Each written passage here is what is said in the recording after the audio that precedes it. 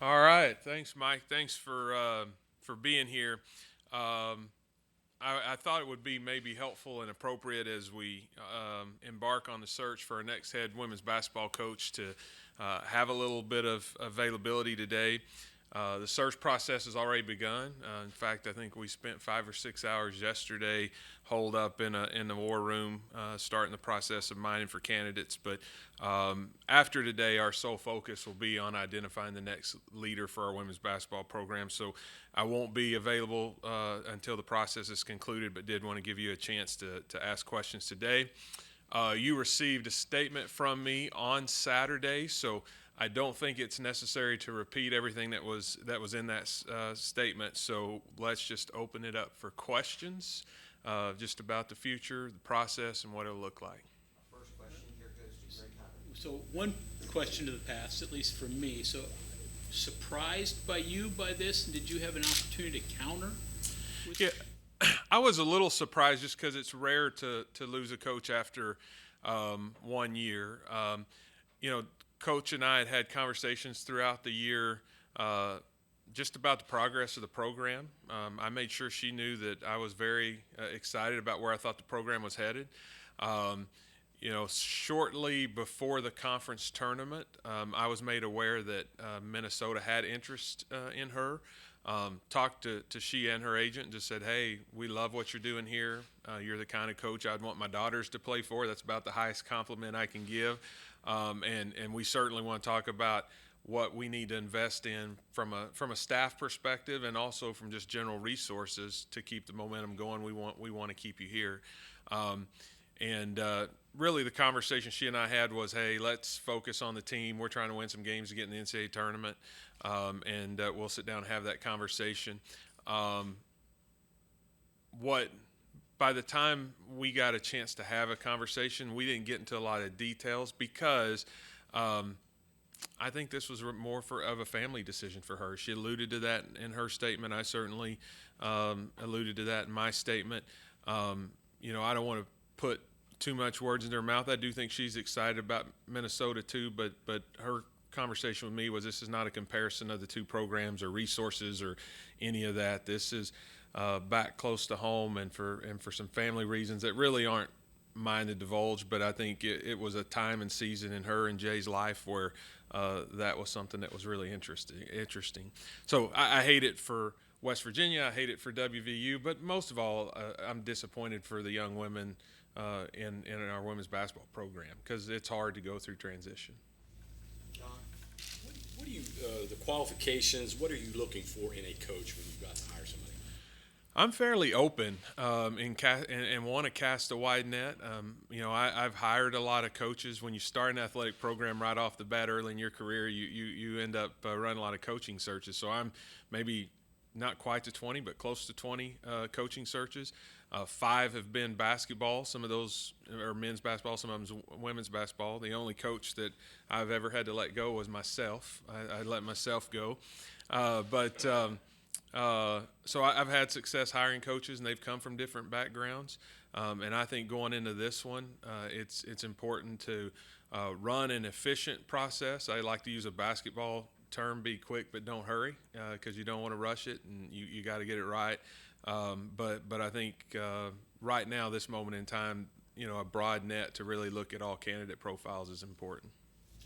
Justin Jackson from Mr. Baker, in terms of Coach P's contract buyout, would there be any negotiations with Coach to lower that or change it? Has there been any discussions about the buyout? Her buyout? No, I mean, there's a contractual amount, and actually it's being, I think, figured out and finalized and all of that, and I believe there's a 30-day time period to pay that, but I wouldn't have the authority, I don't think, to take a university contract and unilaterally decide, hey, we'll take less money, but I'm not sure I'd be excited to do that even if I did. So, no, either she or the school will be responsible to pay that. down here in front with Mike. After this news came out, there's been a lot of speculation, and I know you can't speak on any possible candidate or anything right now, on maybe who the fans would want to receive this job. It's been out on social media. Just speaking generally, kind of piggyback off the other question on what you may look for in terms of this search, does experience level matter to you in terms of where somebody's been, how long they've been coaching? Does the fact that this is, because this would be the first time you're searching in terms of the main guy searching for a major conference position, this is kind of be your first, does experience level matter? Does the standard at West Virginia matter? What kind of are you looking for, as much detail as you possibly could give in terms of that person? Yeah. And where they may have come from, because, Yeah. you know. I think it would be probably a little early for me to speculate on specific candidates, but I assume one that you're referring to is Coach Stevens, and I'm familiar with her background. You know, I'm unique in that I'm probably one of athletic director profiles. I coached and I came from Division II, so I have a lot of respect for success that any coach has at any level that wins at a high level. So I think the way I would address any candidate is we're going to cast a wide net and consider a variety of profiles. As you go through the process and start to narrow those down, you're laying them all out side by side, and some people are stronger in some areas than the others, and you start to whittle that down and start to manage a process. And so anybody who expresses interest in the job, we're going to consider. But it would probably be a little early for me to speculate on how that'll shake out in terms of any certain candidate. But I have a lot of respect for coaches at all levels. I spent some time in the public schools. I mean, I think that's the hardest job in the world. You don't get to recruit, or you're not supposed to. And so you just take what's given to you. You have to change your system and your style of play to really fit personnel. You're not recruiting players to a system. And so I have a lot of respect for coaches in general, and anybody who has a high level of success, regardless of level, I respect that. Leslie? Obviously, this team made the tournament this year, and there's a lot of talent on this team. With the transfer portal being the way it is, have you had any conversations with any players on the team about possibly staying, or do you expect there to be some level of transferring out of the program with another coach incoming? It would probably be hard for me to speculate what the young ladies in our program individually will make decisions to do. I did get a chance to meet with them. So Dawn informed me Saturday mid-morning. She was going to meet with the team at 11. She met with them for a few minutes, then I stayed and met with them. So I got a chance to visit with them, tell them how proud I am of them, tell them this program the women's basketball program is about a lot of people. It's about everybody in West Virginia, everybody who's the WVU alum, everybody in our athletic program, everybody at the university. But it's mostly centered and focused around student athletes, both current and former. And they're the ones that make the program go. And so I just shared with them how proud I was of them, how much pride I have in what's happening at WVU and the unique opportunity we have to represent this entire state, and that doesn't exist everywhere, and that I feel confident that the opportunities here moving forward for success, both personal and team, are as good or greater than anywhere else out there, and I hope that they'll stay.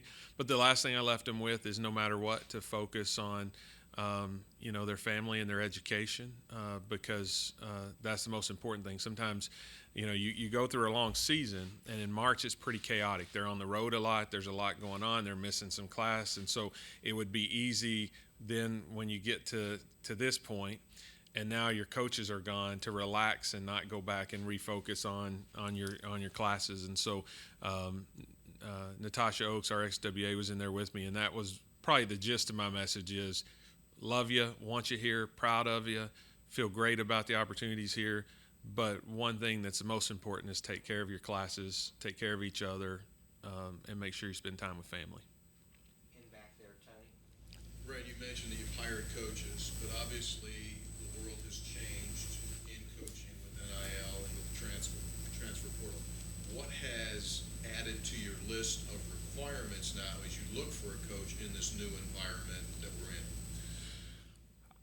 think you're less inclined to worry about natural geographic high school recruiting footprint than we once were, just because the transfer portal has changed the impact that high school players are having on teams. Now, that's still a factor and still something that we're talking about in our committee and weighing, but where it weighs relative to the past is probably not as high. I think you want somebody who has experience with the portal, who understands how it works. There was an article in The Athletic just in the last few days where they had actually interviewed a lot of student athletes that weren't football and men's basketball players to ask them what NIL played in their decision process. And that certainly is increasing, and it's becoming more and more of a factor in all sports, and we understand that, and we're definitely in tune with that. And so I think having somebody who understands how you mine for data in the portal, how you stay on top of it. If sometime it'd be great if football, Neil's probably be mad at me for walking him into this, but one of the things I did when I first got here is sit down and learned exactly when they start in terms of monitoring people in the portal. And so right now they're looking at underclassmen across the country and evaluating them in the event that they were to enter the portal, because you have to kind of already know if you would take them when they go in. You can't start that process when they go in. And so I think somebody who understands all of that is that's definitely a factor. Jared? Yeah, Ren, you mentioned having some conversations with Dawn about investments in the future of the program before she left. I guess what areas do you think need invested in this program to make it more desirable or better? Yeah, we constantly benchmark that in the conference, and we're pretty well in the top half in just about everything. Our facilities are great. The way we travel is near the top of the league. Our salaries are roughly top half of the league. We'll take some time to benchmark that again. I think I've shared before, my goal is always, as I onboard here, to get everybody in the top half, and then once we get there, we'll talk about trying to get in the top fourth. And so those things are important. She and I never got into the details of what she thought that we might need moving forward. But I do feel like if you look at our sports portfolio, women's basketball is one that we put the resources in to be competitive, and that's certainly something that we'll do as we onboard a new coaching staff. We'll take time to make sure that's still the case, because that stuff changes in real time. What was the salary average today will not be the salary average a year from now. And so that's something that we'll look at during this time to make sure that we're providing our team with the resources that they need to be competitive. Justin? Obviously, like you said, it's very early in this search process, but I'm sure you've seen reports of her talk about Coach Carey is maybe interested in getting back into coaching. What, if any, interest or contact has there been with Coach Carey? I don't know if you've even met him, but would that be a possibility in bringing back a coach who was just here for 20, 21 years or whatever? Yeah, I have not had a chance to meet and visit with Coach Carey, but I got a ton of respect for what he's accomplished here. Know a lot of people that know him. Obviously, most of our staff worked with him, and so have just great respect for what he's done here. Probably will try and talk to him at some point in the next few days just about the job and the landscape and what's changed in college athletics, and get his thoughts on the program. Probably not ready yet to talk about candidacy for the job, just because we're still so early in the process, and I don't think it'd be appropriate to do that.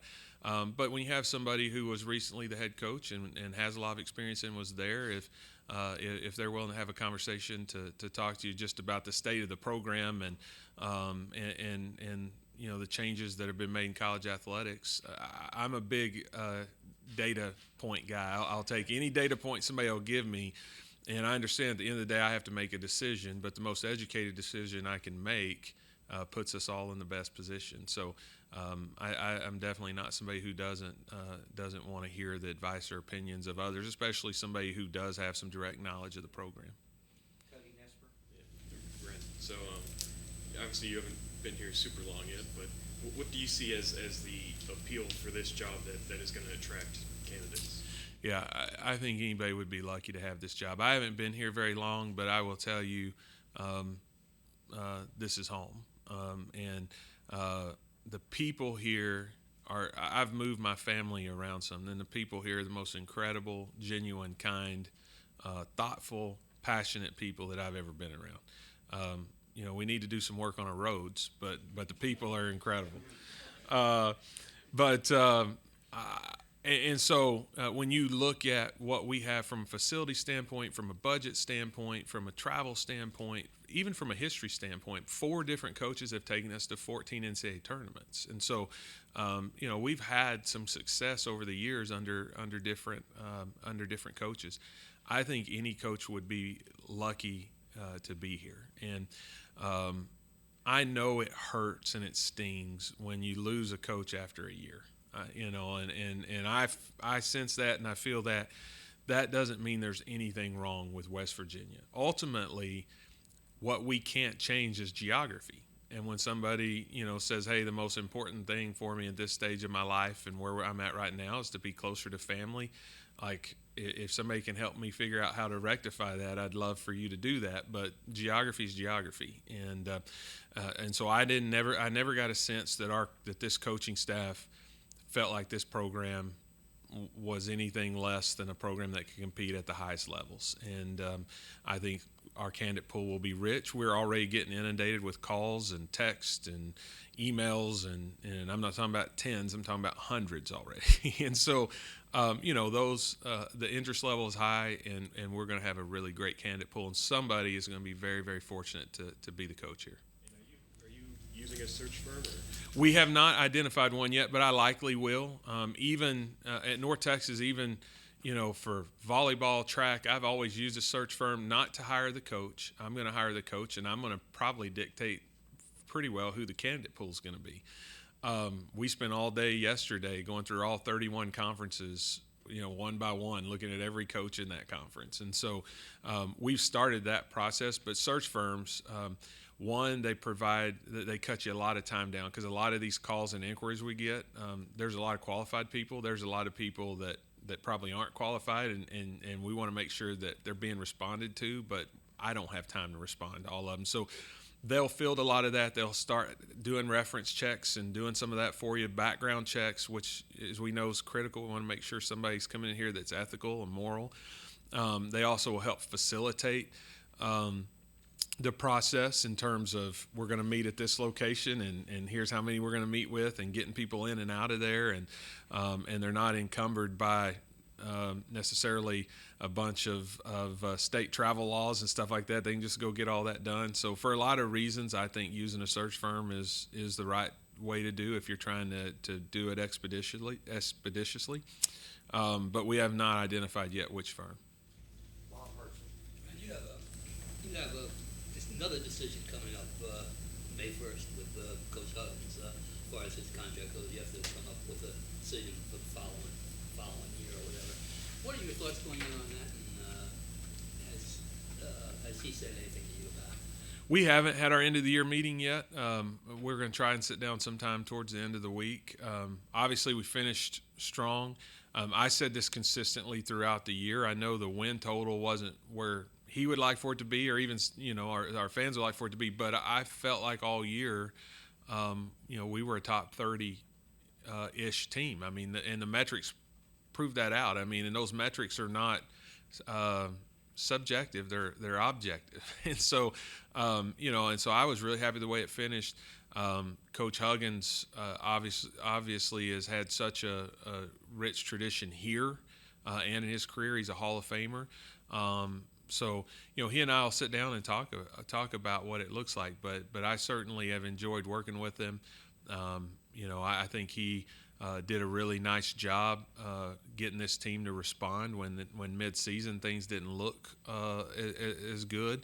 It's a different world coaching today with the portal, and you've got a lot of kids coming in late, and you're trying to get them to gel as a team, and they haven't battled through adversity together, and maybe it's harder to get them to get to that place where they pull for the greater good instead of individually because they're coming in not knowing any of their teammates. And I think he and his coaches did a really good job pulling them together. So he and I'm looking forward to sitting down and talking about what he's thinking and his assessment of the season. But I definitely am proud of what the team was able to accomplish. Wish we could have won a game or two in the postseason. I know he does as well, but that doesn't take away from the accomplishments that the team had. And I'd also just acknowledge we sent out some graphics and stuff, but what a great year for attendance we had for men's basketball. Top 5 all time. Every home Big 12 game on the weekend was sold out.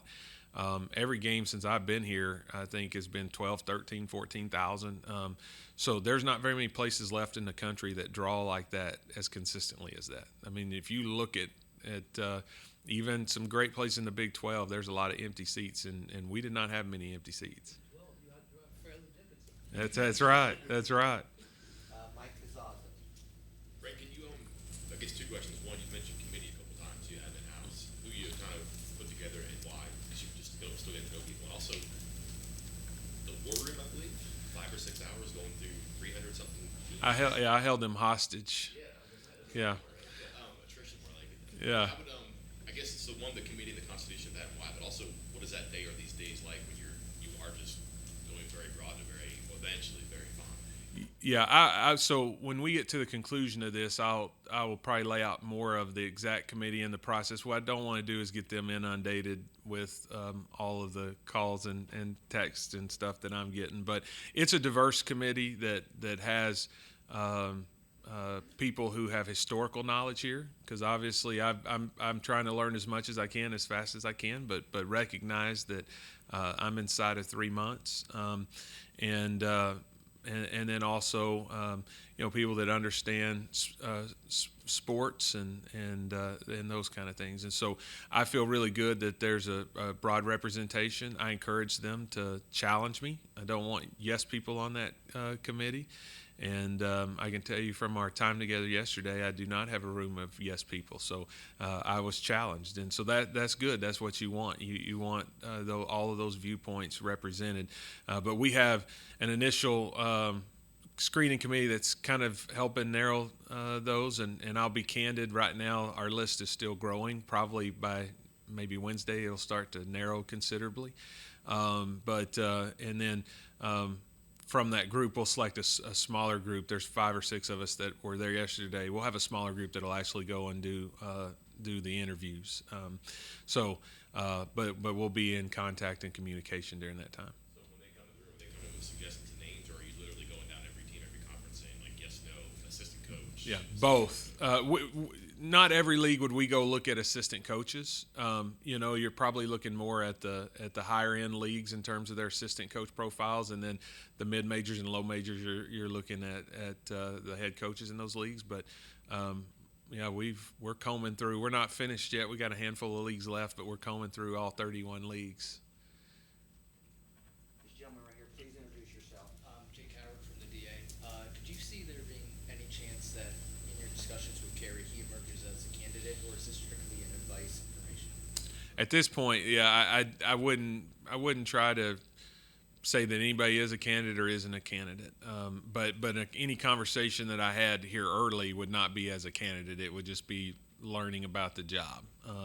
We won't probably get to the point of having conversations with candidates until end of the week, if not early in the next week. And so, I just, it would be premature to identify anybody as a candidate at this time. Greg Hunter. So time frame for this hire, week, month, year? Not a month, I hope. I don't want to throw a timeline out there, but I don't like uncertainty for the young women in that locker room. Forget everybody else and everything else. The quicker we can deliver them a coach, the more it sets their mind at ease, and the better chance it gives us to retain them. However, I won't rush it just to get somebody. I want to feel like we have turned over every stone and we've vetted all the candidates that are worth vetting, and got somebody who can embrace West Virginia and who can embrace this program. So, I would hope that's certainly less than a month, and hopefully significantly less than a month. But if I start throwing out a date projection, then you guys will start beating me up when we get close to that date projection. So I'm just going to sit on that a little bit and just tell you that we're going to move. I've canceled almost every meeting on my calendar for the next couple of weeks. This has, my sole focus after this meeting today, and we're going to get through it as quickly as we can. Justin Jackson. Obviously, when a decision is made, it's the players who are going to have to deal with the person on a daily basis. So, kind of with that in mind, having met with the players, players coming back, did they give you any kind of feedback or thoughts on who they would like or what kind of coach they would like to for? So Natasha stayed and talked with them a little bit after I did. We're staying in contact with them. And, I invite them to share any thoughts that they have so that, we can build that into a profile. I typically stay away from asking them about specific names because it's human nature to want somebody and I've been through this. I think this may be my 18th or 19th search to do. So I've done it a lot, and I could probably project what I think they would say. But we definitely want to know if there are certain qualities that they desire in a head coach, because I do think it's important to consider their perspective and opinion, and their perspective and opinion is coming from a different place than what mine or yours would be or anybody else's. So, I always welcome thoughts and feedback on the type of characteristics and qualities that one might desire in a head coach. I shy away a little bit more from specific names, just because, for the same reason I've talked about today. I just think it puts you in a place to not be considering as broad of a group of candidates as you should be.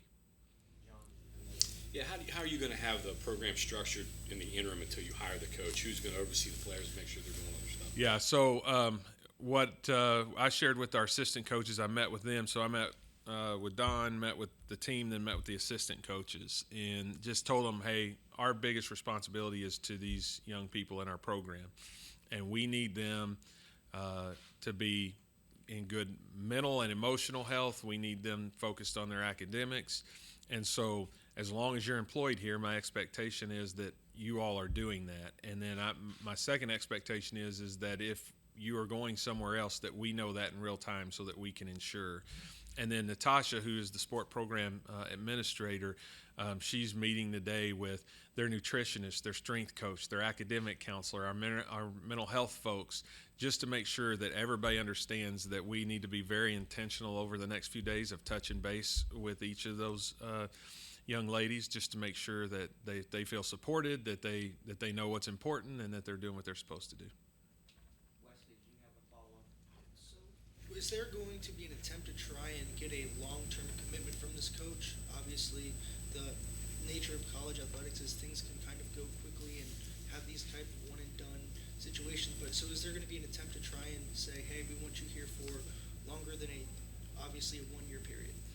Yeah, I think we will probably look at what the buyout structure is, but so much of that depends. It's situational, I mean, I don't know who it would be right now, but let's just say there was an equivalent to Jay Wright hanging out there in women's basketball. Like, we probably would do whatever contract structure Jay Wright wanted if that was hanging out there. So, I think. But you do want somebody who's committed, and somebody will have to come in and tell me why they want to be at West Virginia. That will be important. It can't just be one way of us selling you why you want to be at West Virginia. You need to tell me what research, homework, what you know, and why you want to be here. And then once we start to hone in on the coach, then we can kind of determine what that contract structure would be. So I don't want to go too deep into that, but I do think commitment comes both ways. And so if most of the time a coach has some demands around, what they want to make and what they want you to pay them if you fire them. And so, like, if they're going to ask for a commitment from you, I think it's reasonable to ask for a commitment back from them. Anybody else? Okay, Mike, here in front. You mentioned Maybe Jay Wright wants to coach women's basketball. That's something he hasn't done yet. You mentioned having some idea of Minnesota's interest before the Big 12 tournament, and then also kind of maybe a surprise on this eventually happening. And obviously the murkiness of the news circulating right after the team lost was just kind of unsettling. Based on how this all unfolded after a successful season, regardless of the reasoning, and wanting to have this done the right way, are there any regrets in this process? Are there any way you could look back on either yourself, the program, or even the former head coach now and how this could have been handled differently? And have there been any conversations with any of the players who were on this past year's team, whether they're run out of eligibility or going to be back, to that end? Yeah, I don't really have a lot of second guesses or regrets. I mean, from the time I got here, I've made every women's basketball game here at home unless I was out of town. I mean, I would think I've probably been to close to 10 games. I got on a plane after we lost in Birmingham, flew Southwest to Baltimore, got there in the middle of the night, drove all night, or drove over to stay at the team hotel and get up and go to the game the next day. During that time, had lots of great conversations. I mean, I coached, and so I love hoops, and so my conversations with basketball coaches are probably different than my conversations with other coaches because there's just more knowledge there, and so had a lot of great conversations with Dawn. She and I did not know each other when I come here, but we knew of each other. I knew her agent really well. He had my coach at North Texas. And so I made it very clear multiple times that I was really excited about where the program was and where it was headed, and wanted to do whatever we could to keep the momentum going. So I don't think that there was any doubt that we were pleased and willing to invest in the success we were having to make sure that we kept the momentum going. And so I'm not a person who spends a lot of time thinking about coulda, woulda, shoulda anyway. I just don't think that's a real productive use of time when what I really need to be thinking about is getting these young ladies a coach. But no, I haven't heard of anything that anybody felt like we could have handled differently or should have handled differently, and nor have I spent a lot of time, feeling that way. Okay, members of the media, thank you for your questions. Director Baker, thank you for your time. He will visit with you all again at our press conference announcement. So thank you, everyone. Thanks. Appreciate you guys.